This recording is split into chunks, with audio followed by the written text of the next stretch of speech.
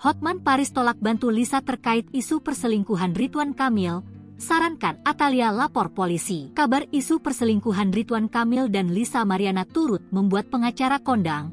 Hotman Paris bereaksi. Hotman Paris bahkan menyarankan Atalia untuk melaporkan dugaan kasus perselingkuhan tersebut ke polisi. Sementara itu, rupanya saat isu ini mencuat ke publik, Hotman Paris tampak menghubungi Lisa lebih dulu. Hotman bahkan sudah bertemu dengan wanita yang mengaku memiliki anak dari Ridwan Kamil itu. Hanya saja Hotman sendiri rupanya menolak untuk membantu Lisa Mariana.